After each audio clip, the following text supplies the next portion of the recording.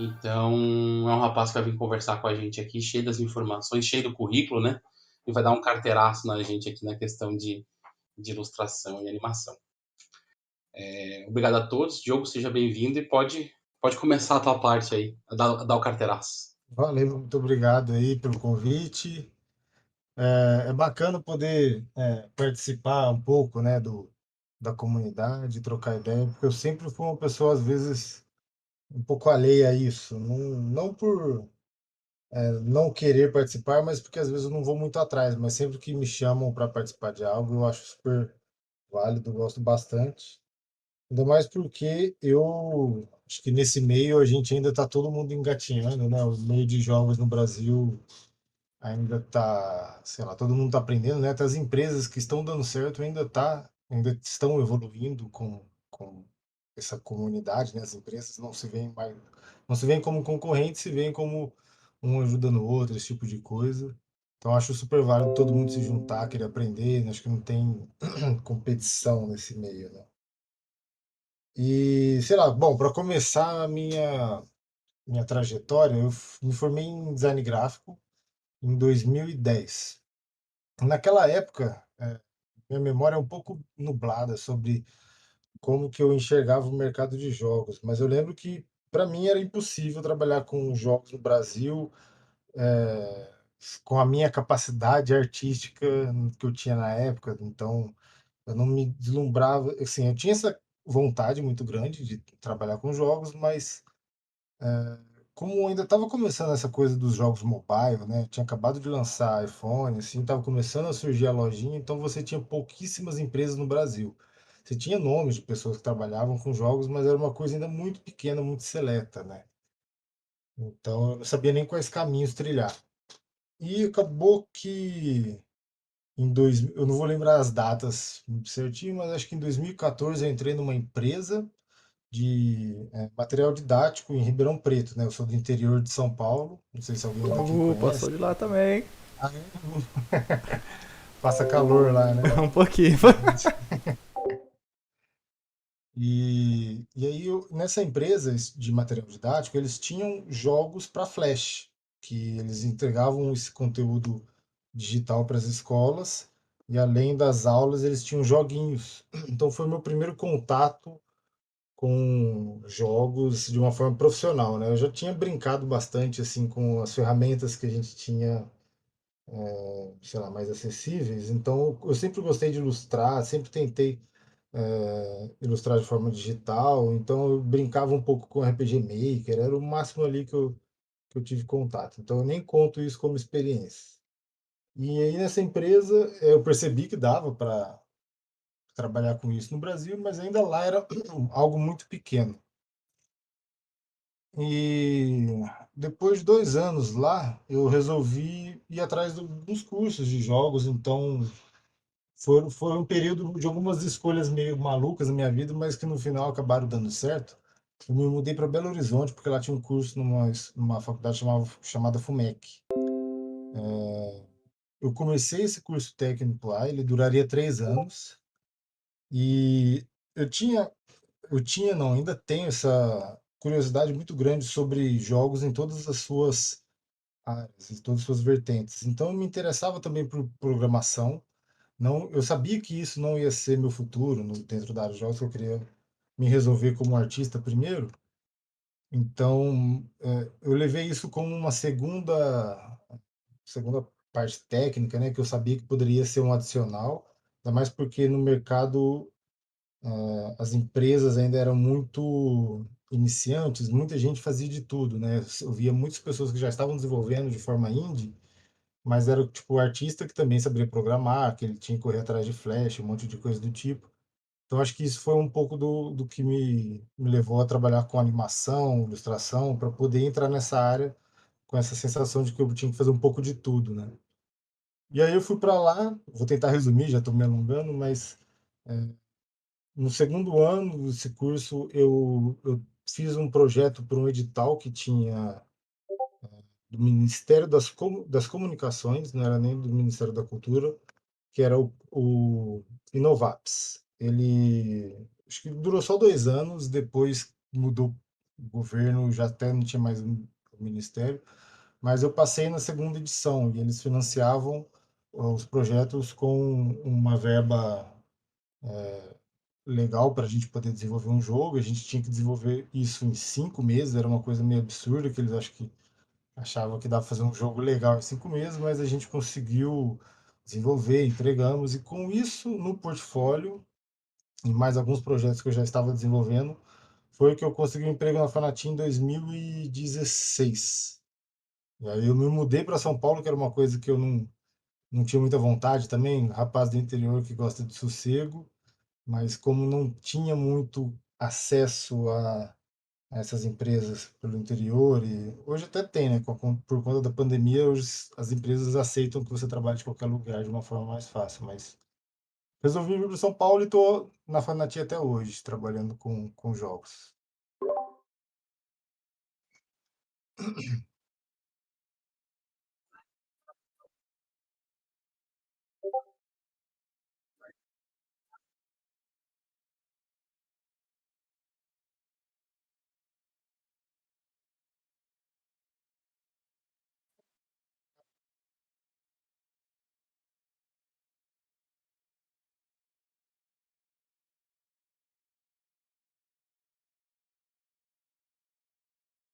A parte de decidir ir para a área artística, isso foi lá de moleque, só que eu nem sabia, voltando um pouco atrás, eu não sabia que estava para trabalhar com jogo, eu não sabia que estava para trabalhar com arte e ilustração, quando eu era, tipo, decidindo ali o que eu ia fazer, de qual faculdade que eu ia seguir e tal.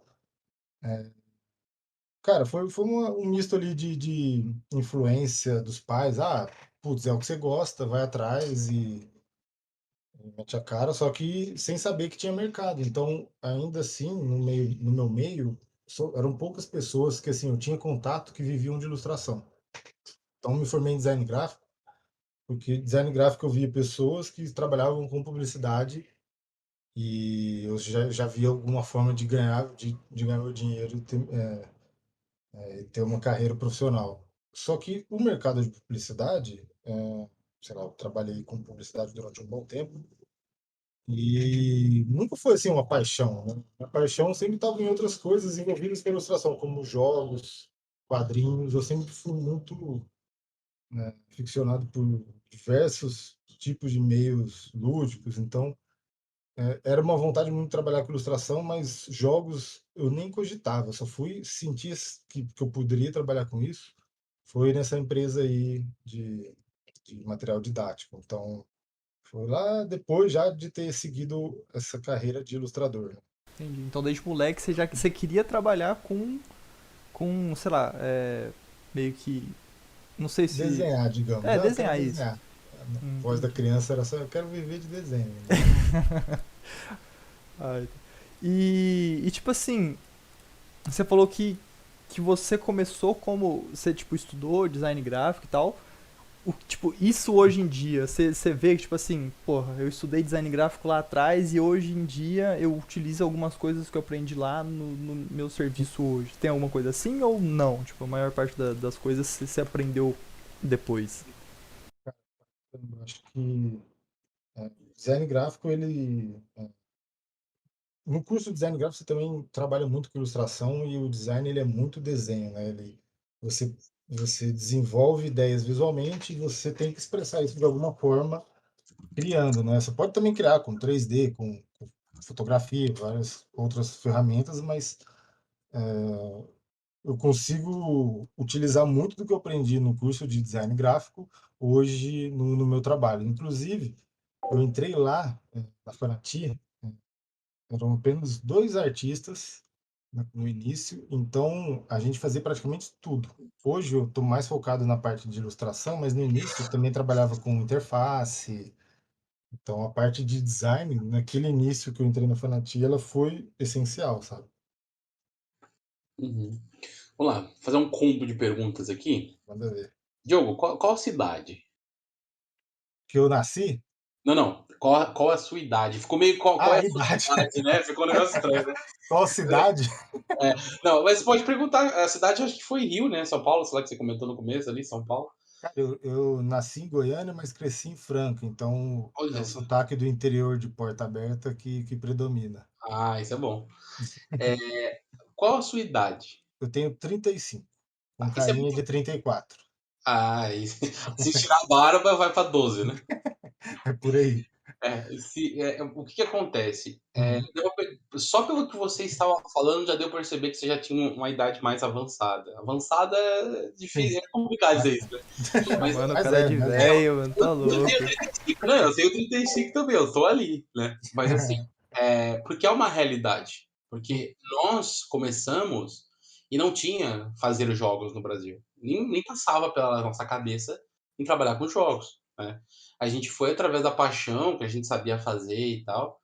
E hoje é completamente diferente, né? Hoje tem vários cursos, hoje tem um monte de faculdade. Eu até descobri agora que tem cursos indo para faculdade pública, cursos de game design, essas coisas. O pessoal está trabalhando para levar isso para a universidade pública, que eu acho que é complicado, mas ao mesmo tempo eu fico muito feliz com essa iniciativa por aí. Mas a minha pergunta é assim, tu consegue ver essa diferença entre a nossa geração e a geração da galera que está iniciando agora? E se você acha que a galera que está começando agora na ilustração, no rabisco, e eles deveriam seguir esse mesmo caminho, sabe? Tipo, se eles focam no estudo específico, ou eles só, sei lá, começam a desenhar e vai, como foi mais ou menos na tua vida, assim, né? Sim, sim. Bom, essa questão do diferença de gerações, eu acho que é até difícil definir gerações, porque as coisas, a minha sensação é que tudo hoje muda tão rápido que é difícil você ter aquela coisa mais clara, definição de assim, essa geração foi a geração Y, Z, então eu vejo, hoje eu trabalho com pessoal que tem 20 anos, e aí você vai fazer as contas, putz, nasceram depois dos anos 2000, você toma um baque assim por essa questão de na minha época, e tem até uma coisa legal. Quando eu estava fazendo faculdade, no quarto ano, um amigo meu, já era amigão assim, ele chama Renato De Giovanni. E por algum motivo, pesquisando desenvolvimento de jogos no Brasil, no Google apareceu lá o nome Renato De Giovanni, primeiro, a primeira pessoa a desenvolver um jogo no Brasil na década de 80, se não me engano, para MSX. E aí eu cheguei pra esse meu amigo e falei, porra, o cara tem o mesmo nome que o seu. Ele falou, não, então é meu pai. Eu falei, porra, eu estudei com você esses 4 anos, você nunca me falou que seu pai foi, foi o primeiro desenvolvedor de jogos no Brasil. Esse sim, quando começou era mato, mano. Era muito mato. Imagina. Depois você começa a ver como que os caras tinham que entender de programação para fazer uma animação, coisa do tipo, é desanimador. Conseguir os livros através do Mirk era a única forma de você conseguir um livro pirata, né? Uhum. Tinha que ir pro Mirk. Aí depois que chegou o casaco, você baixava, assim, baixava algum livro de qualquer coisa, era sempre pornografia. Tipo, era impossível tu encontrar alguma coisa que não fosse pornografia. Era Era bem muito complicado. complicado, é. É.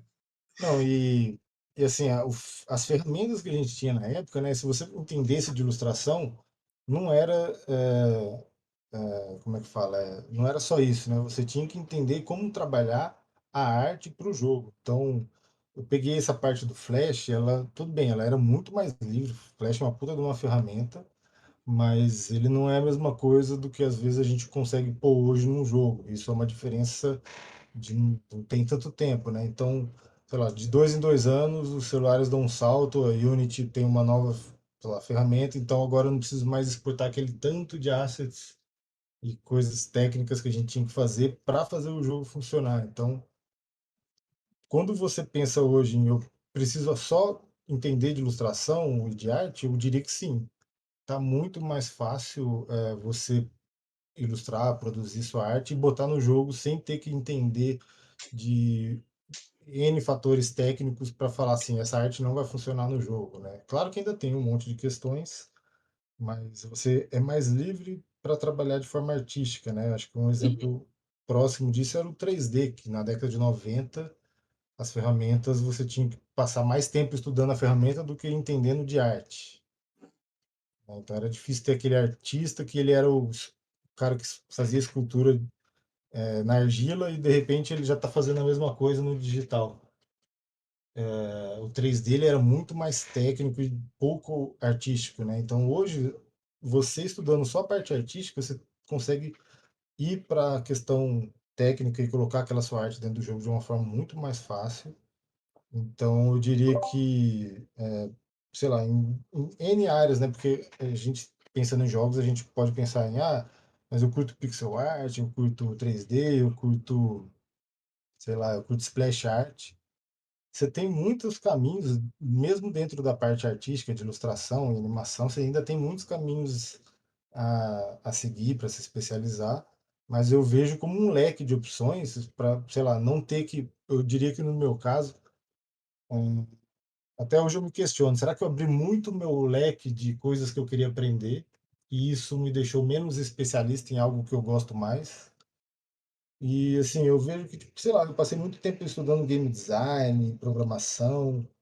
Hoje em dia eu não uso programação e game design no meu trabalho, mas às vezes tem uma reunião para decidir algumas coisas. Esses pequenos conhecimentos que eu tive ajudam a tomar algumas decisões que vão ajudar na arte também. Então, nada foi jogado fora, mas não, hoje nada disso é meu foco, tal. Mas sei lá, eu hoje também eu tenho essa visão que, né, o mercado está mais aberto para diferentes tipos de profissionais. Então, vai ter o cara super especialista só para fazer concept. Você tem empresas assim no Brasil hoje, então é o, é o ilustrador que ele só trabalhou com ilustração a vida toda e ele está naquela empresa. E o cara que às vezes ele vai ter que fazer um pouco de tudo porque ele é indie e o sonho dele é expor uma visão dele naquele jogo. Então, ele vai ter que acabar fazendo um pouco de cada coisa também, né?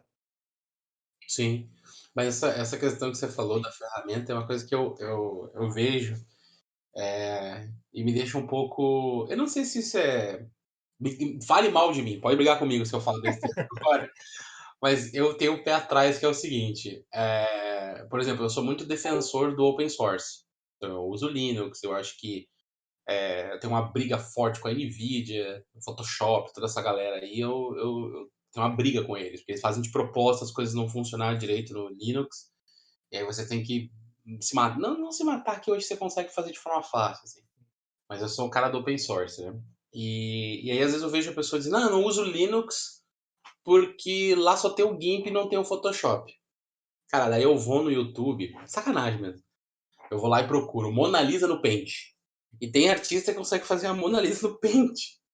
E aí tem o cara que diz que não pode trabalhar se não for no Photoshop. Esse negócio me incomoda demais. Eu só queria desabafar. Só queria Aham. sair do ponto pra mesa. Porque você falou esse negócio da ferramenta, eu acho fantástico isso, porque as pessoas se apegam muito a uma ferramenta, né?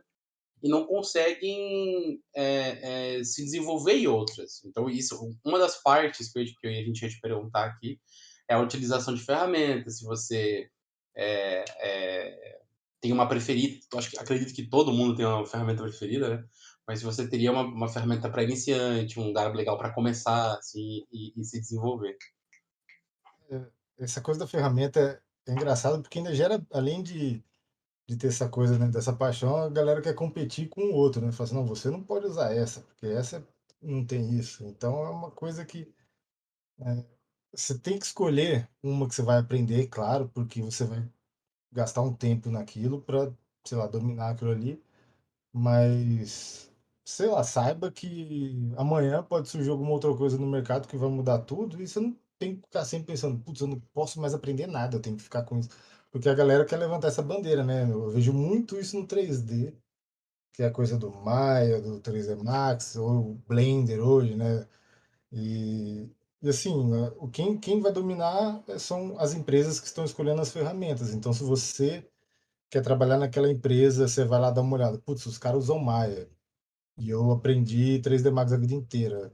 Vai ter que aprender Maya porque aquela empresa não usa o 3D Max. Então, eu uso Photoshop porque as empresas usam Photoshop. Se tivesse algum outro contato na minha vida que eu tivesse algum outro software que eu aprendi antes, eu provavelmente ia para esse, sei lá. Tô chutando aqui algum fator que pudesse ter influenciado, mas, por exemplo, eu aprendi durante a faculdade CorelDRAW. E as gráficas e a galera da publicidade tem essa rixa, porque a gráfica que é o CorelDRAW, e aí as agências ainda já usam o Illustrator, que são dois programas para trabalhar com vetor, mas sei lá, se eu precisasse mandar alguma coisa para gráfico, eu ia lá e me virava no Corel, no Illustrator, eu tinha que resolver aquilo. Então, em algum momento, é legal você não ter esse apego tão grande, porque saiba que em algum momento você vai ter que mudar. Eu, inclusive, conheci por conta dos quadrinhos, que eu comecei a fazer quadrinho há pouco tempo, né? Depois de muito tempo com medo de sei lá, publicar, né? De aquela coisa. Não é medo, mas achando que o meu trabalho era sempre ruim. Depois de velho, eu falei, quer saber, vou meter a cara. E encontrei um outro software que eu diria que ele é até melhor do que o Photoshop para essa finalidade. Então, eu conheci o. Na verdade, o nome dele mudou. Antes era Mangá Studio. Não sei se alguém sabe, agora mudou de nome para. Não sei se é Clip Studio. Alguém já ouviu falar desse Mangá Studio? Nem ideia, mano. É um software muito específico, assim, ótimo para quadrinhos, muito leve e, assim, para arte final, por exemplo, ele é melhor que o Photoshop. Então, isso já é uma coisa que, tipo, até eu tinha um pouco de Não é o Clip Studio? Clip Studio, é isso mesmo, né? Eu tava com essa dúvida aí. Ele é Ah, sim, a um. Carol mandou o Clip Studio. Oi, desculpa, não vi. Não, a Carol mandou ali no chat agora, Clip Studio. Ah, sim. Então, ele era um software que chamava Mangá Studio. Por ele ter esse nome, eu tinha um pouco de preconceito, que ele é uma coisa para facilitar o cara que quer fazer mangá, então eu não posso fazer outra coisa. Aí fui lá, quebrei esse preconceito, aprendi, e ele é muito melhor para paginação, para testar e arte final. Então, foi ótimo também para quebrar essas barreiras de só o Photoshop salva, não tem dessa, né? Não, tem muito Beleza. disso, né? Tipo, depois que você aprendeu o conceito inicial ali, você pegou a manha de um, você embala em qualquer um, sabe? Tipo, Exato. tem desenho é isso, modelagem é isso, programação é isso. Eu vejo muita gente migrando para o Blender por ser um open source que várias empresas vão adotar, já que agora ele tem todas as ferramentas que os outros também tinham, né? O Blender é um amor, né? Tenho uma paixão pura pelo Blender. O Blender é a coisa mais linda, é um projeto bacana, cara, É bacana foda. demais. Os caras meteram muita grana nele agora e tem uma galera indo forte para ele, né? Sim, Enfim, e o Photoshop até tem uma entrevista do Jonathan Blow, acho que é na GDN, que ele fala sobre o Photoshop. Ele tá falando, na verdade, sobre programação, mas ele fala sobre o Photoshop e ele fala o seguinte do Photoshop. Imagina esse programa, ele abre no seu, sei lá, Pentium 4. Ele demora 10 segundos para abrir. O mesmo software, você abre ele no i9, ele demora 10 segundos para abrir. Entendeu? Aí ele fica falando sobre como o Photoshop se estabeleceu e não inova tanto, e como os outros, ele só acaba fazendo o default, fazendo o básico, e quando você quer fazer uma coisa diferente, você acaba tendo que apelar para softwares secundários, assim. sim. E aí eu acho que toda a entrevista dele baseando-se mais ou menos em programação, mas ele citou o exemplo do Photoshop, eu achei fantástico. Photoshop é o generalista do software de desenho? Mano? Cara, eu não vou responder. O Diogo responde aí, né? Nossas bombas, o Diogo Cara, responder. generalista, não sei também, agora não sei dizer por conta do. Eu vejo que ao longo do tempo ele foi podando muito do que ele tinha de capacidade para você ter que ter os outros programas, né? Isso é bem nítido. Uhum. E sei lá, as ferramentas de vetor dele são péssimas. Então, sei lá, você tem que ter o Photoshop e o Illustrator, isso não poderia estar integrado num programa só, né? Como você falou, não, ele nada evoluiu, né? E você pega o Blender, ele consegue integrar cada vez mais e o software ainda ser rápido, fácil de usar, sei lá. Parece que ele funciona. A Adobe ainda pensa muito mais nas estratégias de como distribuir esses softwares e ferramentas do que deixar tudo mais simples. Mas sim, o Photoshop resolve muito. Eu consigo resolver muitos dos meus problemas e questões artísticas só nele. Então, ele me ajuda bastante. Que maravilha. Eu tenho algumas perguntas aqui, mas acho que elas são mais técnicas e tal. Eu não sei se alguém que está escutando quer vir aqui no áudio fazer perguntas, ou se quer mandar ali no. Ou se alguém já mandou e eu não percebi. Eu fico perdido no Tem uma chat, né? do. do Jonathan, mas eu não entendi muito bem. Tipo assim, ele perguntou como, como artista, qual o conselho você daria pra alguém de programação, sabe? Tipo, Programação para desenvolver arte? então, não sei, não entendi muito bem também. O Jonathan é Ah, programador, ele tá em outra lógica, ele tá em Ele tá outro, em outro mundo. ele tem outro mundo, tá ligado? Talvez voltado para a parte de comunicação. Ah, olha aí. Isso é uma coisa interessante. Você tem alguma visão sobre tech art, o Diogo? Que seria essa sim, sim. união dos dois e tal. Assim, minha trajetória na Fanati, ela passou por todos esses, digamos, estágios. Então, quando eu entrei lá, só éramos dois artistas, eu tinha que fazer essa comunicação com a galera de programação e, e não tinha esse intermediário do Tech Art. Então, a gente passava muito tempo ali quebrando cabeça para resolver questões que hoje, com a equipe de Tech Art já estabelecida na Fanati, Uhum, nossa, a sensação é de que eu não tenho mais trabalho lá, eu só fico me divertindo com a parte artística. Então, é muito doido como essa integração é necessária nas equipes e como, sei lá, o Tech Art entendendo dessas duas questões, e não é só, sei lá, a parte técnica, mas ele entende das dores dos dois lados, né? Então, se você fala assim, putz, mas vamos animar isso no Spine e colocar um monte de nós para animar e tal, bones, ele já sabe que, putz, na programação você vai deixar tudo mais pesado e para o artista você vai dar uma complicação enorme para ele fazer aquele rig do personagem. Então, o Tech Art hoje, ele mudou muito a minha, digamos, a qualidade de vida dentro do trabalho, porque eu não tenho mais nenhum tipo de trabalho que eu fervo a cabeça para resolver, que antigamente a gente tinha. Coisas que eram questões técnicas que, putz, o que que eu tenho que fazer aqui no Photoshop para resolver esse problema que está acontecendo lá na Unity por causa de um asset que foi exportado de tal jeito? uhum, Dando um exemplo aqui X, mas já teve um monte de dezenas de ocasiões onde o TechArt chegou lá, não, vou fazer um script, aí você roda esse script, beleza. Eu falei, caramba, como isso é bom, né? Mas essa a questão, inovação. né, a inovação de ter alguém que entende os dois lados, né? Isso é ótimo. Mas, cara, eu não sei como que eu daria essa dica para alguém de programação, como que melhora essa comunicação, né? Mas eu acho que tem muito de ter passado pelos dois lados e acho que o Tech Art é a única pessoa que consegue fazer isso perfeitamente bem, sabe? A minha noção básica de programação não foi tão suficiente às vezes para resolver vários desses problemas técnicos. Então, é um conhecimento muito profundo que você tem para transitar entre as duas áreas. Eu acho que não é tão simples. E eu ia perguntar, tipo assim, é, deixa eu pensar. Então deixa eu aproveitar e fazer uma Vai lá, vai pergunta lá. enquanto você pensa, que eu tenho Vai lá, na vai ponta lá. da língua. Diogo, hoje eu consigo perceber que você tem duas carreiras. Você tem a carreira para trabalhar numa empresa e você tem a carreira indie, né? Eu não consigo imaginar uma terceira carreira. Na verdade, até consigo. Pensei sozinho agora um freelance, né? Um freelance. Você tá lá e faz qualquer coisa para alguém, assim. Você teria alguns conselhos para galera que quer entrar numa empresa? Por exemplo, digamos que alguém que desenha ou faz ilustração, faz concept, pixel art, enfim, pintura digital. O que ele teria que fazer para entrar, para trabalhar junto contigo lá na Fanati, para fazer parte da sua equipe lá da Fanati?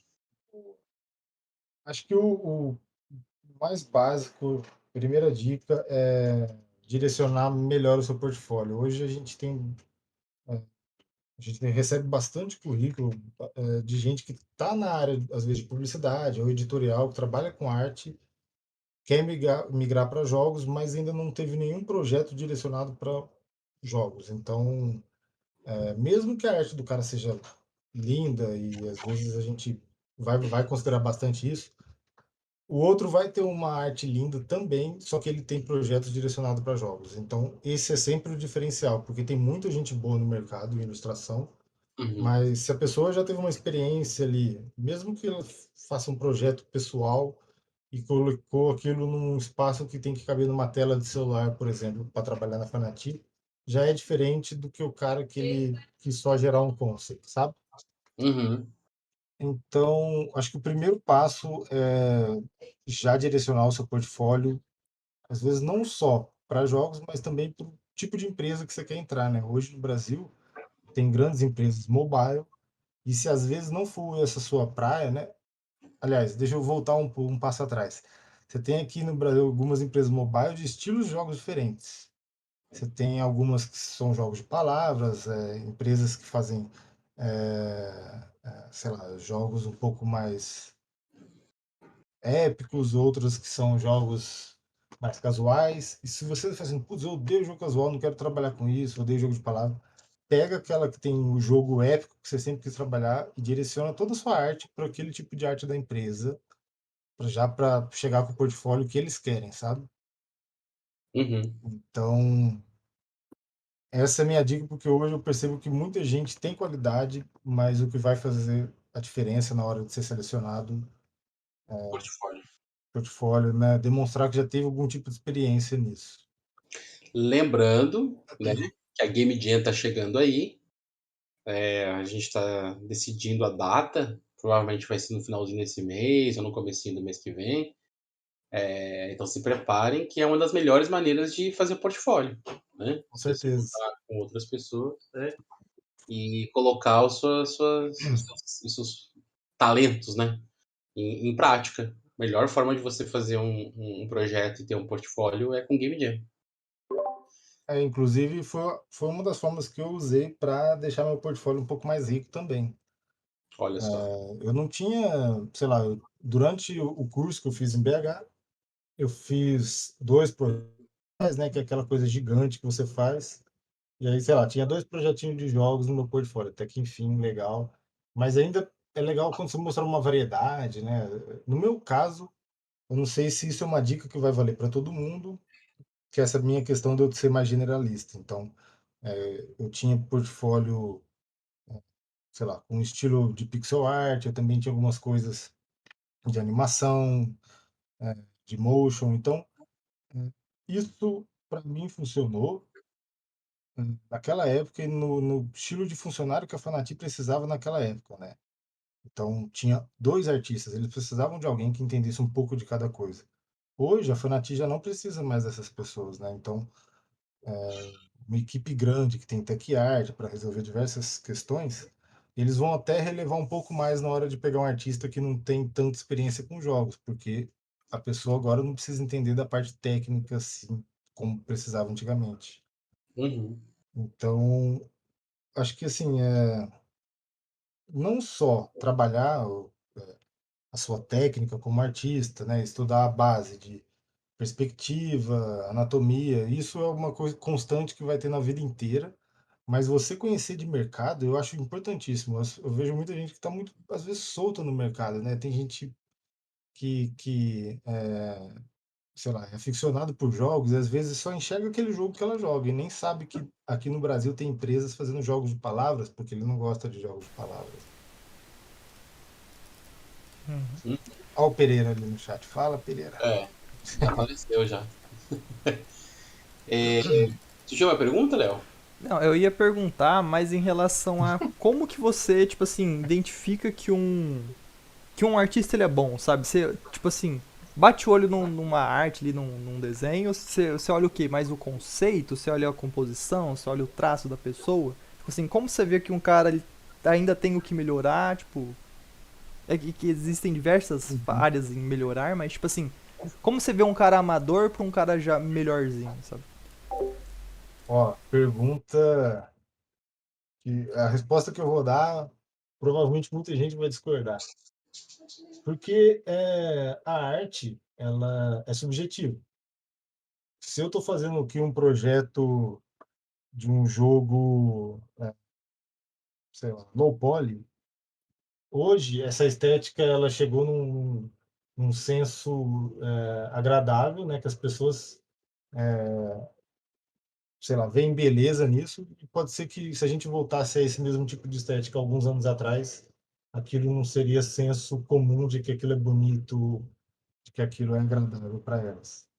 Na arte, a gente tem uma questão técnica que é identificar se a pessoa está trabalhando a anatomia de forma correta, né? Aquela questão de a parte acadêmica da arte é identificar perspectiva, anatomia, a pessoa entende de proporções. Então, trabalhando com cores, se ela sabe fazer uma paleta de cores que vai ornar com o que ela quer transmitir, composição. Tirando essa base, vem a parte extremamente subjetiva da arte, que é pegar, vamos supor, a anatomia de um ser humano e transformar num cartoon, transformar um personagem estilo Fortnite, ou por que que eu escolhi esse estilo se eu posso também fazer algo mais fofinho, sei lá. Essas questões é o que você vai sempre, como é que fala, você tem uma noção dentro de você de que aquilo é bonito, aquilo te agradou num jogo, mas você às vezes não vai conseguir colocar em palavras por que que aquilo é melhor do que aquela outra opção que está do seu lado. Então, por que que aquele artista tem sei lá, hoje se a gente pegar é, artistas de tirinhas que a gente tinha antigamente, sei lá, Laerte, Glauco, eles tinham um estilo tão próprio e sintético daquilo que eu, quando era criança, eu achava feio, porque eu gostava de Spawn. O Spawn, para mim, era o desenho bonito que estava no gibi, que era todo cheio de ação, movimento, um monte de informação.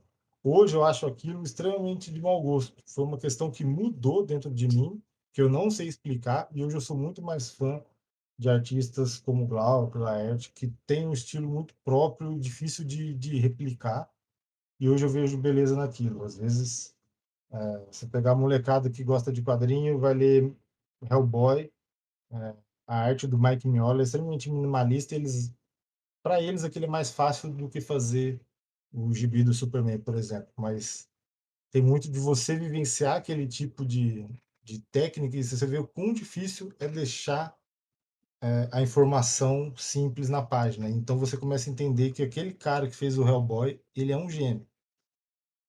Como que você faz isso? Põe num jogo e fala, agora todo mundo vai ter que gostar disso. Essa é a parte extremamente complexa e subjetiva, né? Então, no mundo dos jogos, você vai ter uma estética que é predominante e você percebe que aquela estética está agradando mais pessoas. Você vai ter, sei lá, a arte fofinha do Candy Crush e a arte do Splash do League of Legends. Aquela arte do League of Legends, porra, é uma estética que está em alta, que todo mundo gosta, que aquele público é apaixonado. Então, quando você vê uma pessoa que consegue resolver bem a arte em direção daquele tipo de estética, né, iluminação, cores, você já entende que aquilo vai fazer um bem para o seu projeto de jogos, é que ele é um bom artista para a sua empresa. Acho que é um ponto assim, mas eu mesmo vou discordar de mim amanhã, então é difícil. Eu acho que agora a gente tem que ficar tipo uns 25 minutos falando mal de pixel art. Eu consigo. 25 Não, minutos pra deixa o falar guardado mal. pixel art, não fez mal pra ninguém. Mas Eu antes vejo da gente gente. mais nova não sentindo um apreço pelo pixel art, talvez porque não tenha jogado muito jogo de pixel art. Para mim, qualquer artezinha em pixel art é nostálgica e me traz um aconchego. Tem um pouco É, disso também. eu acho isso. Eu acho que pixel art é nostalgia.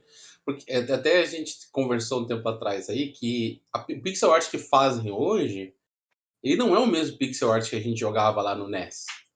Ele é muito mais elaborado. Vê o Celeste, por exemplo, né? Sim, sim. Chega a ser bonito, é bonito, não é aqueles quadrados e tal.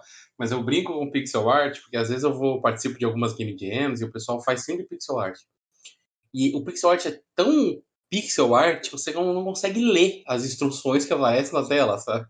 Aparece um monte de quadrados e você não consegue ler, sabe? É um negócio muito, muito irritante pra mim. Mas brincadeiras à parte, a galera do pixel art não fiquem revoltadas. Às vezes, algumas pessoas usam o pixel art mais para resolver algum problema rápido, e às vezes o pixel art é muito mais trabalhoso. Uhum. É, com certeza. Tem, Provavelmente. tem Pode falar. geralmente, tipo assim, eu tenho alguns amigos de modelagem que eles geralmente, quando a gente vai fazer alguma coisa relacionada, tipo, alguma coisa mais cartoon e tal, ele chega assim, não, Léo, não inventa moda não, caralho. É, coisa cartoon é mais difícil de fazer, tá ligado? Nós preferem fazer desenho mais realista. Eles gostam de fazer modelos realistas porque eles acham mais fácil, sabe? Você tem mais ou menos essa impressão? Tipo assim, tipo assim, a abstração do cartoon, ele acaba dificultando? O que pode causar isso, sabe?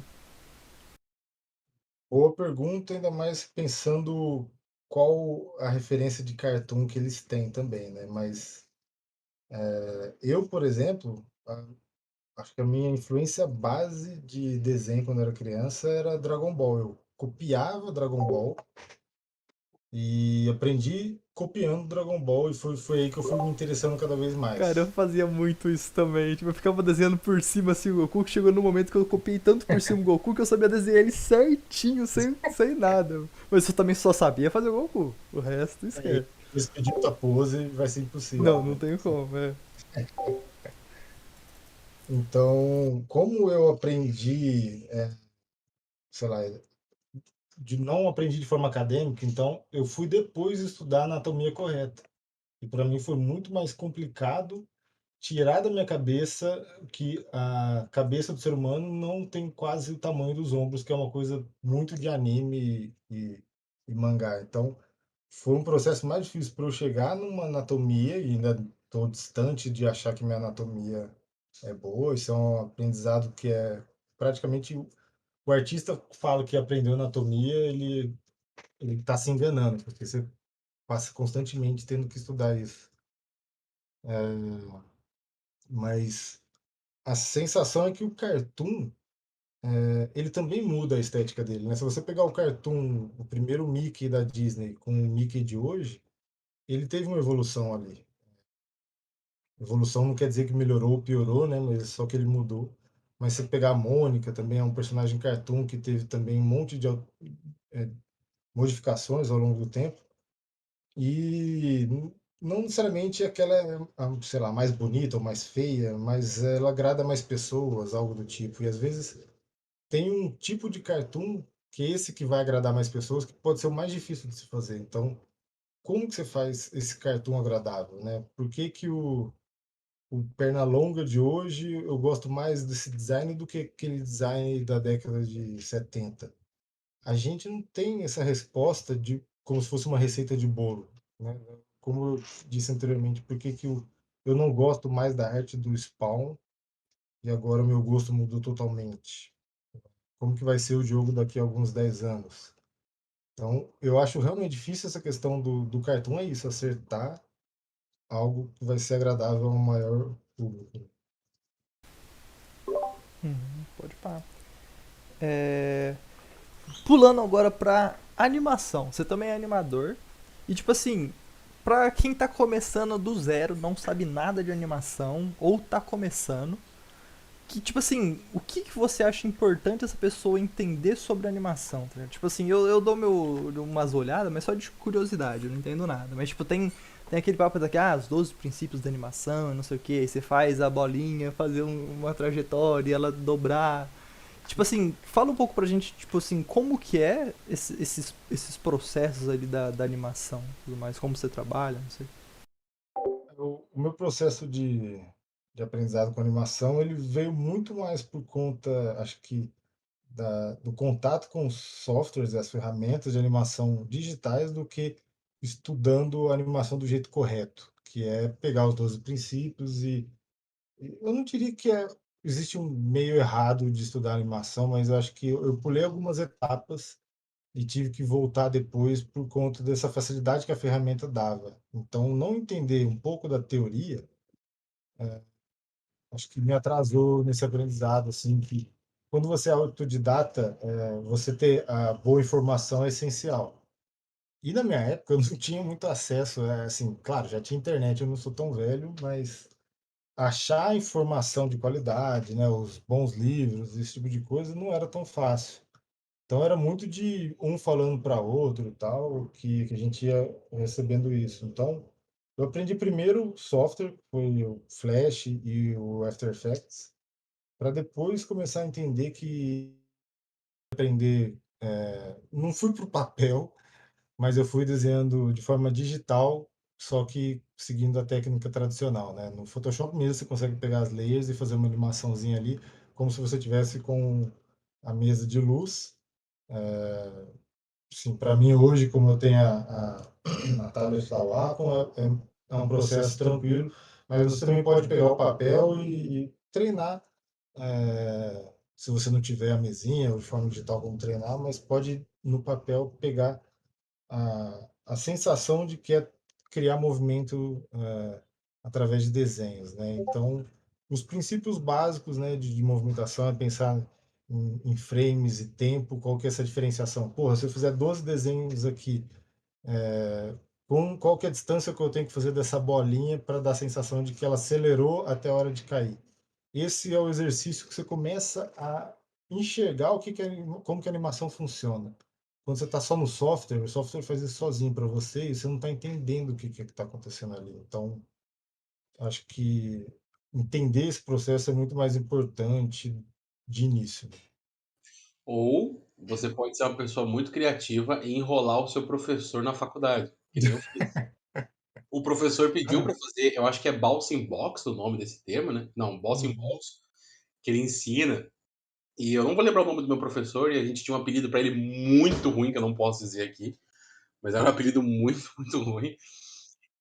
Não, era muito ruim, sério, era muito ruim. Hoje, se eu falar, tu vai direto pra cadeia se tu falar esse apelido. Não, não vai, né, tanto assim. Mas era muito ruim. E ele é um ótimo professor, trabalhou em alguns filmes, inclusive trabalhou com a Disney, ele levou os livros dele lá. Não foi com a Disney, foi com a Pixar, mas acho que agora hoje em dia é a mesma coisa, né? Mas ele mandou fazer isso aí, Diogo, e eu fiz. Só que eu, game designer, não desenho um risco, né? Eu fiquei indignado e fiz a bolinha caindo e tal. Ele, tá, mas a tua bola não. A bola não mexe, não tem impacto. Daí eu olhei pra ele, é uma bola de boliche. 9. Eu tirei 9 porque eu falei pra ele que era uma bola de boliche. E Não, ele olhou eles. pra mim e falou assim, cara, eu vou te dar 9 porque tu foi criativo, porque eu sei que você tá mentindo pra mim. Fala na Exato. cara. Na cara, porque eu não queria fazer a bolinha dobrando, todo o impacto de física. Eu falei, não, cara, Ah, essa bola vai cair e vai andar pra frente, só. E aí eu falei que era uma bola de boliche, aí não tinha impacto, o impacto era pequeno, ele me deu 9. Cara, literalmente um brasileiro. É isso aí. Tem que saber se virar, né? Tem que dar uns Pra mim, pulos. cara, como assim? Perguntas, pessoal, perguntas. Não vou ficar falando mal de vamos lá. pixel art aqui. Ó, esse negócio do pixel art, olha o que o Gabriel Tim mandou ali. Isso aí, se for chamado de pixel art, não tem absolutamente nada a ver com o pixel art que a gente jogava lá no NES. Esse é o All Boy, né? Esse jogo é lindo. Olha só que coisa maravilhosa. Eu acho absurdo chamar isso de pixel art.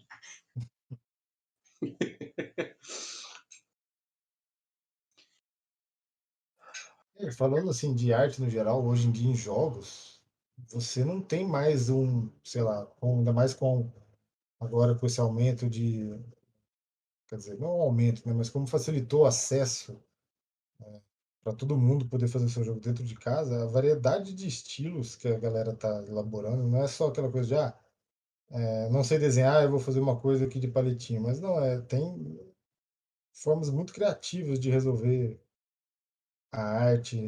Não necessariamente todo mundo tem que fazer o mesmo estilo visual para jogo, né? Hoje em dia está muito mais aberto. Exatamente. E eu acho até um pouco limitador hoje, porque o pessoal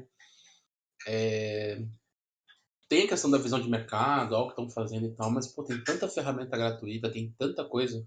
Não vou nem falar das ferramentas que você pode piratear, né? Não é o caso aqui. A gente sabe que o pessoal faz isso, mas não é a visão. Mas, pô, tem tanta e tanta coisa para fazer e o pessoal segue uma tendência, sabe? Isso me Sim, incomoda um pouco. Ainda mais na questão da arte, né? Ela tem essa subjetividade que você falou, essa liberdade que certas áreas até não conseguem ter. E pode isso crer. o pessoal. Eu vejo até que no mundo indie o pessoal explora mais isso, né? As empresas não exploram tanto por várias questões. Acho que quando você está aprendendo, você explorar isso é muito bem-vindo, né? Com certeza. A pixel art parou de ser uma restrição e virou uma estética. Isso foi exatamente o que eu falei um tempo atrás. Mas como eu falo muito mal de pixel art, o pessoal só deixa eu falar. Mas foi justamente, o pixel art era uma limitação da época. E hoje se tornou uma coisa nostálgica, uma coisa que envolve um estudo e uma cultura totalmente diferente da limitação que era antigamente, né? Isso que eu vejo acontecendo também até com aquele 3D low poly, né? Acho que muito a gente está começando a sentir falta daquela estética e a limitação da época virou um padrão, né? Uma forma de se expressar que por conta daquela limitação técnica virou um estilo. E aí não necessariamente aquele estilo é feio, mas ele te traz um apego emocional. Então, tudo bem que o low poly de alguns jogos era horroroso, mas É. Tipo, hoje tá tendo muito aquele lance de boomer shooter, né, que a gente tava falando, tipo. Eu pessoalmente já pensei em fazer alguns boomer shooters, sabe? Que tipo, eu não passei por essa época de. Desculpa se estiver escutando um sino tocar, é que eu moro do lado da igreja, tá ligado? Menino de Deus. Mas tipo assim, eu não participei dessa geração de, tipo assim, gráficos ultra baixa resolução e tudo mais. E, tipo assim, eu comecei no Play 2, tipo assim, eu comecei de verdade. Eu já tive outros videogamezinhos e tal, mas pra que eu comecei de verdade foi no Play 2. E no Play 2 já não tinha tanto esse problema, sabe? Tipo, eram uns gráficos de baixa resolução, mas você conseguia distinguir o que era uma maçã de uma banana, sabe? E então, mas tipo assim, quando eu vejo esses jogos meio com esses gráficos mais retrô, tipo, principalmente esses, sei lá, FPS que tenta replicar Doom, tenta fazer alguma coisa parecida, tipo, eu vejo que, cara, que negócio bonito, tá ligado? Tipo assim, não é nem uma questão de nostalgia pra mim, é simplesmente porque o negócio é bonito, sabe? Eles conseguem criar uma atmosfera.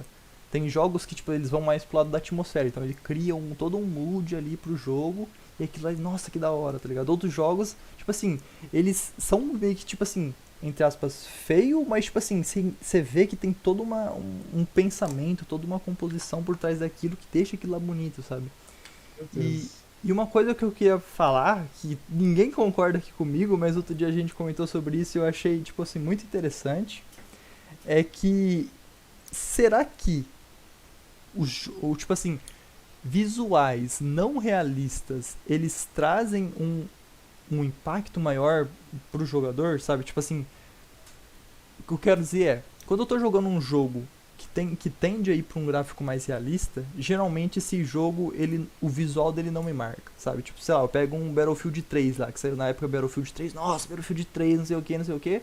Cara, o Battlefield 3, se você olhar hoje, você vai reconhecer que é um Battlefield 3. Ele tem todo um visual Battlefield 3, mas mesmo assim, ele não é tão impactante como, sei lá, um visual cartoonizado, sabe? Tipo assim, você acha que essa abstração que visuais não realistas trazem, eles conseguem marcar mais o jogador?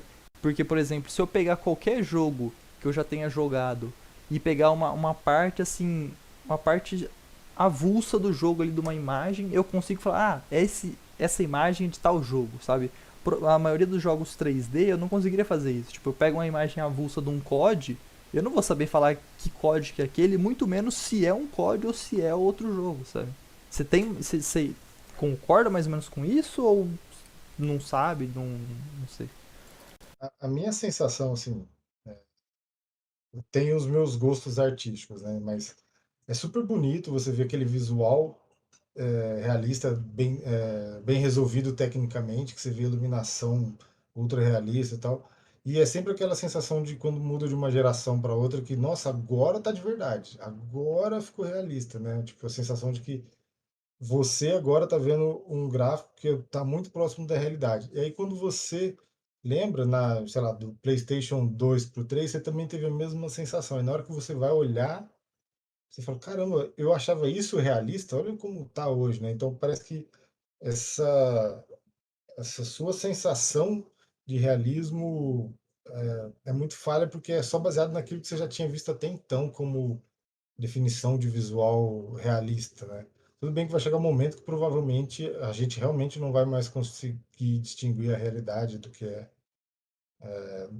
é falso, mas O problema é esse, como você comentou, eu volto pro Battlefield 3 e eu percebo quão diferente tá dessa geração, então aquele não é mais bonito porque ele não tá próximo da realidade, né? Então toda vez que a gente sente isso nos estudos filosóficos de estética, entendendo por que que a gente acha o original belo e a cópia feia, né? Isso é uma coisa que a humanidade sempre teve, desde a gente se comparando com os deuses do Olimpo e achando que nós éramos uma cópia deles, então a nossa cópia nunca é tão boa quanto o original.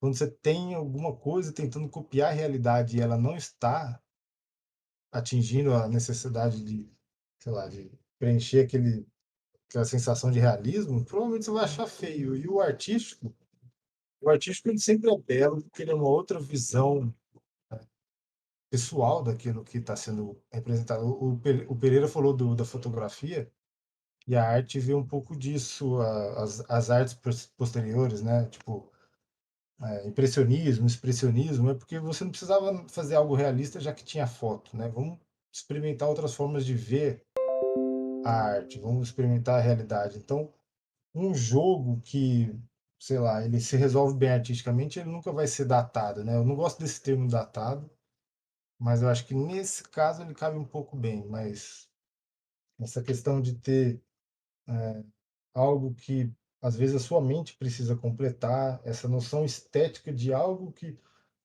a arte ela nunca está sozinha, né? Então, se você pegar vou dar um exemplo, só que eu não sei se ele é o melhor exemplo para isso, mas eu gosto muito de quadrinho underground. E a estética é bem tosca, são pessoas que não sabem desenhar muito bem, mas estão tentando fazer aquele trabalho ali para falar de coisas que um quadrinho normal não falaria. Então, sei lá, um exemplo grande disso é o Mouse. Não sei se alguém já leu o Mouse, a HQ que fala sobre o Holocausto, mas aquela estética hoje define muito bem o que é um estilo de quadrinho underground, porque ele acompanha a arte. Então, se você pensa em jogos indies, sei lá, agora me veio o Return of the Obra Dinn, que ele tem essa estética de 3D antigão, de low poly, baixa qualidade gráfica. Ele te leva para aquele ambiente. Então, a arte está junto ali. Você tem isso na música, né? Quando você está ouvindo, sei lá, rock and roll, heavy metal, todo o contexto vai fazer sentido para aquilo que você está cantando, expressando. Não é só sobre a voz, a guitarra, não é sobre a batida, mas tem todo o contexto. Então, num jogo de videogame, quando você consegue juntar tudo isso com o estilo artístico que você escolheu, isso vai contar muito mais do que, sei lá, a parte técnica. Hum. O Surra de Banana, ele pediu pra gente dar uma olhada nesse jogo aqui, o Eastward, sei lá. Esse daqui, ó, vou mandar uma print no chat aí. Que, cara, eu olhando isso aqui, e olhou. Caralho, eu olhando essa imagem, eu nunca tinha visto o jogo. Cara, tipo assim, ele é um pixel art. Eu esqueci o nome de um outro jogo que ele também vai nesse meio que pixel art, cheio de shader e tudo mais. Mas, tipo assim, eu acho que tipo, isso tem muito de shader e tem todo um lance com a paleta de cor, né? Tipo assim, eu não sei explicar muito bem, mas essa paleta de cor ela tem um tchanzinho diferenciado, né? Tem, tem. Tipo, Cara, esse jogo é lindo. Eu gostei. Ele me chamou a atenção logo de cara pela arte. Depois eu vi das animações. Eu adorei essa estética deles. uhum. É que eu também achei bonitão pra caramba. Achar mais isso aí de pixel art é triste, né? Tem uma coisa pixelada ali, né? Uma Não, coisa é. que outra, e olha lá, né? O limite do pixel art pro Cedric, se você não conseguir distinguir exatamente um pixel sem se esforçar muito, não é pixel art. Mas é verdade, tipo assim, eu não sei se, tipo. Cadê o pixel art aí? É, Tipo, tem o quê? Tem pequenos elementos e o resto é resto. Tu vê que não tem, sabe? ela é Ó, uma foto ilustração. digital é pixel, né? ele- Pixel art. é, Qualquer ele- coisa É, digital é pixel. qualquer coisa digital tem quadrado, então é pixel art. Né? Né? tipo, então podemos falar que não é pixel art, é uma ilustração que o artista usou um pincel quadrado pra pintar. É. Não, mas ó, eu não tô falando. O jogo é muito bonito, dá pra ver claramente que ele é bonito. A minha questão é, isso, chamar isso de pixel art é uma forçação de barra. Não, mas é interessante. Vai chegar um ponto do pixel art que ele já vai ter tanto, a quantidade de pixel tão grande que qual que é o limite do pixel art, né? Vai ter um número específico, você tem que Pois distinguir pixels nela para poder falar isso é pixel art, né? Eu acho que esse negócio de distinguir, tipo assim, você conseguir enxergar o pixel, totalmente válido, né? Mas, sei Bom lá. ou daqui a ponto. pouco eles vão começar a fazer hard pixel, soft pixel, né? Meu jogo é soft pixel. É esse jogo aí, hard pixel é o jogo com muitos pixels, assim, você consegue distinguir quadradinho por quadradinho. Pior que tem, é tipo, eu acho que o pessoal chama de high res, low res, negócio assim. E aí tem duas perguntas que eu quero te fazer. Uma que envolve a questão da motivação, o desânimo do artista, como é que lida com isso. Mas a segunda eu queria que tu começasse primeiro. Então eu deveria ter feito ela primeiro, né? Mas tudo bem. É, o processo artístico, né? Como é que é teu processo artístico? Precisa desenhar. Digamos assim, o Diogo vai participar de uma Game Jam hoje. Qual que seriam os processos que você teria? Quais seriam os rumos que a tua arte? Ah, eu vou ter uma ideia, aí vou começar a fazer uns rabiscos, vou fazer ideação, aí ó, tem esse concept aqui. Se pudesse dizer um pouco disso para o pessoal, porque a ideia realmente é a galera que está aqui escutando utilize essas informações e coloque elas em práticas na nossa Game Jam. É, bom, o meu processo, ele, acho que quer dizer, o meu processo não, acho que o processo que todo artista usa, e ainda assim, às vezes eu caio na bobeira de errar nisso. Não vai desenhar antes de olhar alguma outra coisa de referência. Qualquer solução artística, ela já foi desenvolvida. Nada foi tirado do zero e, sei lá, às vezes no meu dia a dia no trabalho tem várias coisas ali que a gente já faz assim com uma repetição grande. Então, às vezes eu sempre vou direto ali já para desenhar e tentar resolver de cabeça, porque é uma coisa que já está muito, muito no cotidiano. Mas qualquer coisa que eu vou ter que criar, ainda mais uma game jam que eu não sei nem de onde sair, da onde que eu vou, qual que é o meu ponto de partida, o primeiro é buscar referência. E sempre que eu penso num projeto que eu sei que esse projeto vai ser grande, isso é bem desanimador. Então, é uma coisa, putz, eu vou fazer um jogo que eu vou levar 6 meses. É sempre essa coisa de você começar a pensar muito na frente de quanto que você vai ter que trabalhar para terminar aquele projeto. Isso já me deixou, já fez com que eu não terminasse muitos, nem começasse várias ideias que surgiram. O nosso jogo, ele era um jogo que duas pessoas jogavam ao mesmo tempo e para deixar o tema mais forte, a gente fez como se fosse um casal que estava num casamento e o casamento foi invadido por monstros e eles tinham que matar os monstros. Essa solução só foi surgindo depois de a gente ficar olhando referências, não só estéticas e visuais, mas pesquisando união, o que pode ser união e tal. Então, acho que esse processo é sempre o pontapé inicial. E aí ele casou com o seu problema, beleza, você já tem um ponto de partida. E aí é rabiscar bastante. Às vezes eu tenho a sensação de que eu já cheguei em algo que eu gostei e já quero parar ali. Numa game jam isso acontece, porque a gente tem pouco tempo para ficar tendo ideia. Mas, no geral, o primeiro rabisco não vai ser o melhor que você vai produzir. Então, você pode tentar mais umas 4 vezes, mesmo que você tenha gostado muito do primeiro. Esse também é um processo que vale bastante. E aí tem as coisas do dia a dia, assim, de como resolver sua arte, entender melhor ela. Sei lá, levanta, vai dar uma volta, estica as pernas e volta, você vai enxergar seu trampo de outra forma. Às vezes tem, dependendo do prazo, né? Numa Game Jam isso não vai dar, mas eu coloco coisas na gaveta para ver uma semana depois. Também não daria no meu trabalho, dependendo do prazo, mas coisas pessoais. Eu gosto muito de trabalhar com quadrinho e faço isso no meu tempo livre.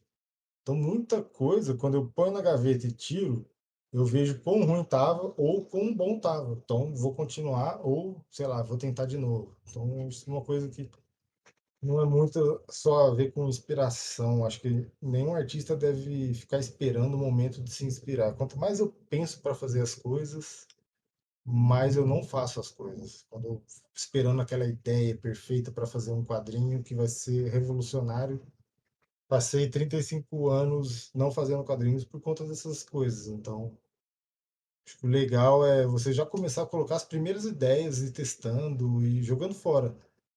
Uma coisa que artista não faz é achar que a ideia dele é descartável. Aquele desenho é descartável. Eu olho os meus desenhos de 10 anos atrás e são todos descartáveis, mas fez parte desse processo, né? Pô, eu tô me alongando aqui na resposta, mas eu acho que ajuda não só você a resolver o que você precisa ali para uma game jam, no seu trabalho, mas você resolver na sua vida artisticamente, né? Aprender. Um desabafo que eu tenho que dar aqui é que, tipo assim, eu tenho meus coleguinhas, tá ligado? Eu falo assim, não, coleguinha, faz esse. Bom, eu preciso de um desenho assim, assim, assado. Aí tô aqui as referências, coleguinha. Aí o coleguinha vai lá e não usa nada do que eu passei pra ele. Ele faz o negócio do nada. Aí eu falo, mas de onde você tirou essa referência pra isso, coleguinha? Aí ele falou assim, não, eu só fiz, tá ligado? Aí, tipo, você olha aquilo ali e, tipo assim, a pessoa, ela é amador, é uma pessoa que, tipo, tá começando, ela não busca referência, ela não usa referência, ela não dá conta, ela não se garante no soco pra fazer por conta, entendeu? Então, tipo, eu fico olhando aquilo ali e falando, por quê, tá ligado? O negócio tava ali, era só você pegar e se inspirar dali, mano. Tem todo um planejamento que já teve ali, tipo, se inspire dali e faça alguma coisa. O cara, não, eu vou fazer, não sei da onde. Aí isso é foda. Mas, qual que era a outra pergunta lá, Cedric? Que eu já até esqueci também. O cara pegou um tempo do GDN só pra falar mal de artista. Não, cara, eu tenho um ódio de artista, eu odeio artista, eu gosto de falar mal de artista. Tem que odiar mesmo. Artista é tudo safado. Não, eu tenho uma regra, você não pode falar mal de artista, tem que sempre elogiar, né? Deixar ele sempre feliz, deixar ele sempre contente. Um desenho pra você. É, tem isso também. Tem que sempre elogiar, ficar elogiando, dizendo que o trabalho tá bom, então. Falar Não, mal da arte do artista É, é igual falar mal do filho, do pai. exatamente. oi. Ai de você que dizer que ele tá cobrando caro. Ai de você. Porque senão o cara te manda uma lista de 60 contas que ele tem pra pagar e fala, não, olha só, a minha caneta do meu tablet e não sei o que, o exame, que não sei o que. É, cara, Deus. Mas assim, é sobre motivação, né? Porque o processo criativo ele tá muito ligado com a motivação. E acho que você já respondeu um negócio que eu gosto muito, que é se você ficar esperando para fazer as coisas só quando você estiver motivado, você não sai do lugar, né? Você precisa ter regras e às vezes você precisa trabalhar sem estar com um pingo de motivação, inspiração, enfim, e você tem que dar um jeito, né? Então a pergunta tinha a ver mais ou menos com essa questão da motivação, né? Por exemplo, a galera às vezes está na Game Jam, não só na Game Jam. Eu, por exemplo, estou fazendo meu projeto lá, ele está, sei lá, 70, 80% pronto. E eu acabo ficando um pouco desmotivado às vezes, porque não tem mais novidades. As coisas que foram programadas para serem feitas, elas já estão, né, chegando num patamar de estarem feitas. Então as builds novas que aparecem para a gente testar, elas acabam não sendo tão impactantes assim, pô, não é aquela build, aquela novidade assim. E eu fico imaginando como isso é pro artista. Às vezes você tá lá fazendo o mesmo desenho ou fazendo as mesmas coisas durante uma game dia inteira e como seria uma forma de você aguentar aquela game jam de 10 dias motivado e contente, sei lá, e alegre, feliz, né, pulando de alegria, é, para se motivar a terminar a game jam. Quer saber o que você acha dessa questão? Se bem que você já respondeu mais ou menos, né? Não tem motivação, se ele trabalha. Foi mais ou menos isso, né? Cara, é, assim, na Game Jam eu acho um exemplo complicado porque a Game Jam é tão curta que dificilmente eu me desmotivo durante. Mas sabe, uma coisa minha, né? Mas assim, projetos longos, com certeza vai ter um período que você está realmente cansado e aquilo já não te empolga mais, né? Alguma coisa que você já passou tanto tempo. E para mim o que funciona bastante às vezes é, sei lá, tentar naquilo que eu estou fazendo criar algo novo, né? Então, provavelmente já é mais do mesmo, mas será que eu consigo brincar alguma coisa aqui? Porque para mim muito divertido é criar coisas novas. Eu fico imaginando, eu acho incrível jogos como Last of Us e tal, mas eles têm equipes enormes de artistas que eles passam 5 anos modelando planta, né? Deve ser um negócio tenebroso. porta, sei lá, a galera tem que ficar fazendo cadeira, é uma coisa que pra mim não é tão atrativa, pra eles provavelmente é, eles não estão lá. Mas assim, algo que você pensar 5 anos fazendo esse mesmo trampo, que não é tão, sei lá, liber... não tem tanta liberdade, né? Você tem que fazer coisas realistas e tal. Eles vão estar ali, sei lá, criando, quer dizer, fingindo que tem uma criatividade ali para eles no dia a dia, senão eles vão ficar putos também, sabe? Uhum, Provavelmente tem alguma coisa deles assim, cara, vamos pesquisar agora coisas de Chernobyl e ver como que é coisas de as casas que já estão abandonadas há tantos anos e olha, putz, isso deve empolgar eles, né? Eu chuto que é isso. Mas sei lá, Battlefield 3, o cara passou ali uns 4 anos modelando carro, pneu. Sei lá, ele deve gostar de carro, pelo menos, né? Imagino isso. Eu acho muito engraçado quando o modelador, ele vem pra ti e fala assim: Ô, cara, você quer ver o que eu tô modelando aqui? Ficou da hora. Aí o cara, pá, e tu fica animado, né? Porque você já pensa um cenário bonito, um negócio absurdamente lindo, assim, que vai demorar 3 dias pra você abrir no seu computador. Daí o cara literalmente manda pra você a foto de um copo. É uma imagem de um copo girando. Aí você fica, pô, cara, mas. Aí tu não quer, tipo, desanimar o cara, né? O cara ficou, tipo, mais ou menos uns 3 dias fazendo aquele copo. Então, pô, legal. Aí esses, aí esses dias aconteceu exatamente isso comigo. O cara ficou, tipo, uns 3 dias trabalhando em algo. Aí ele mandou mensagem pra mim: Ô, cara, olha o que eu fiz. Ele mandou. Era a foto de um farol de um carro. Era o farol do carro só. Não era nem o carro. Tá ligado?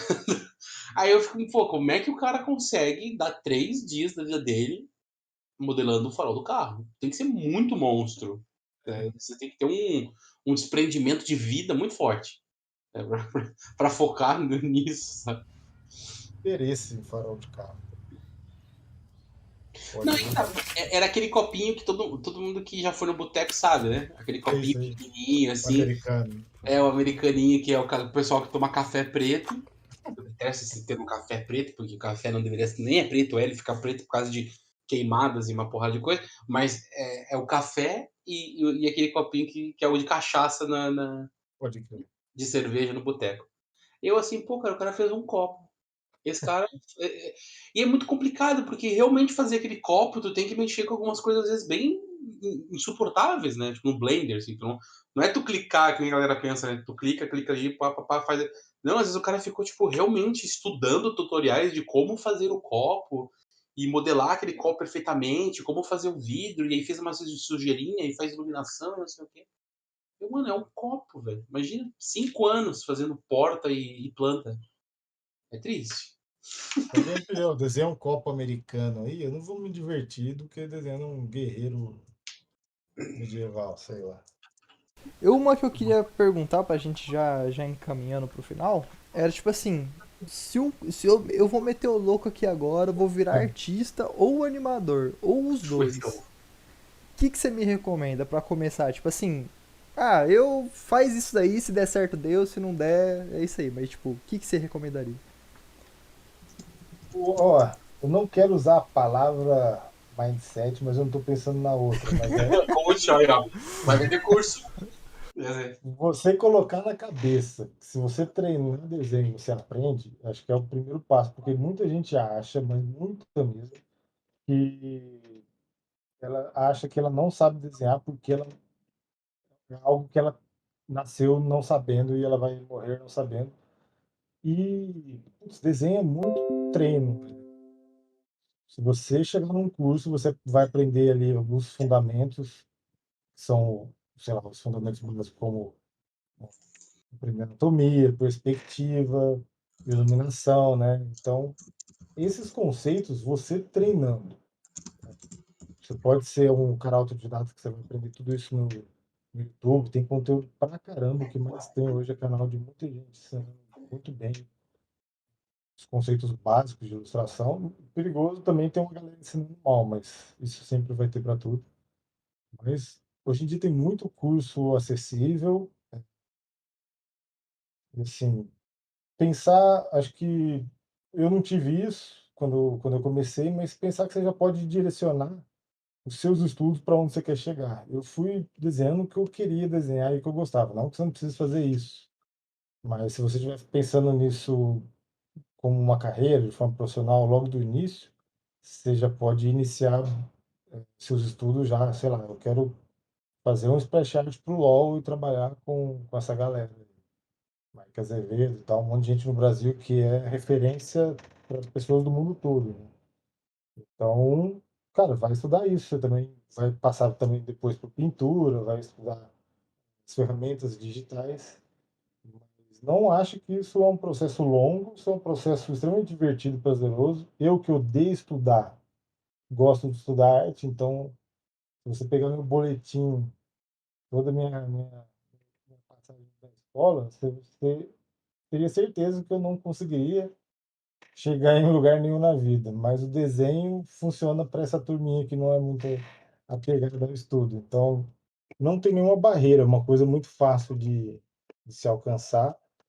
E no segundo passo aí, eu acho que é entender o que que um profissional de desenho precisa ter no mercado, né? Como você falou, tem muita gente que pega ali a referência, reclama e te entrega outra coisa errada.